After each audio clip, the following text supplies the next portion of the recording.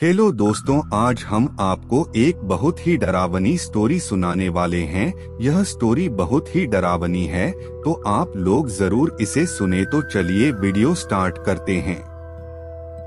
ठंड का समय था, शहर में घना कोहरा छाया हुआ था।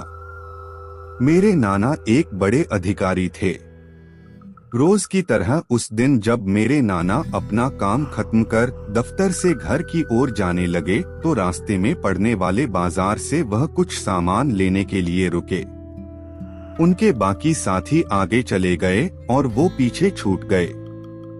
सामान लेते लेते उन्हें टाइम का पता ही नहीं चला, और जब नाना जी ने अपनी घड़ी देखी तो टाइम देखकर उन्हें लगा कि आज घर पहुंचने में बहुत देर हो जाएगी।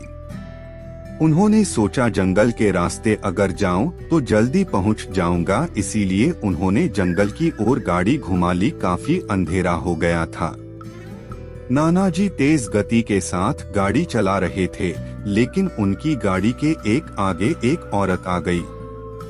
उन्हें झटके से ब्रेक मारनी पड़ी। जो औरत गाड़ी के सामने आई थी वह तेज तेज रो रही थी। नाना जी को लगा कि वह जरूर किसी मजदूर की पत्नी होगी जो रास्ता भटक गई है। रास्ता सुनसान था, इसीलिए उन्होंने सोचा कि इस महिला की मदद की जाए। उन्होंने उस औरत से पूछा कि वह यहाँ अकेले क्या कर रही है। उसने कोई जवाब नहीं दिया और जोर जोर से रोने लगी। ऐसा लग रहा था मानो सारा जंगल उसकी आवाज से गूंज रहा हो। नाना जी ने पूछा कि उसका घर कहाँ है, तो भी वह कुछ ना बोली। नाना जी ने उसे बोला कि तुम मेरे साथ मेरे घर चलो, सुबह तुम्हें तुम्हारे घर छोड़ दूंगा। वह नाना जी के साथ चलने के लिए तैयार हो गई और गाड़ी के पीछे वाली सीट पर बैठ गई। रीति रिवाज के कारण उसने अपने सिर पर घूंघट डाल रखा था, जिसकी वजह से उसका चेहरा छिपा हुआ था। गाड़ी पर सब नाना जी का इंतजार कर रहे थे। जैसे ही गाड़ी की आवाज आई, सब भागकर इकट्ठा हो गए। जब उस महिला के बारे में घर में पूछा गया तो नाना जी ने सारी कहानी बताई। नाना जी ने कहा, आज खाना यही बना देगी। लेकिन मेरी माँ को उस महिला पर शक हो गया। उन्हें लगा कि यह कोई चोर है जो घर का सामान चुराकर भाग जाएगी। माँ ने उसे रसोई में जाकर खाना बनाने को कहा। वह बिना कोई जवाब दिए वहां से चली गई। रसोई में से अजीब से आवाजें आ रही थीं। बस रसोई में सारा सामान रखवाकर मेरी माँ ने उसे कहा कि सब भूखे हैं, इसीलिए जल्दी खाना बना दे। उसे रसोई में भेज तो दिया, लेकिन माँ का मन अभी भी शांत नहीं हुआ। 10 मिनट बाद माँ रसोई में पहुंची तो देखा अभी वह थैले में से मछलियां निकाल ही रही थी। यह देखकर माँ को गुस्सा आ गया। उन्होंने उसे बोला कि अभी तक तुमने खाना बनाना शुरू नहीं किया, कब बनेगा और कब हम खाएंगे।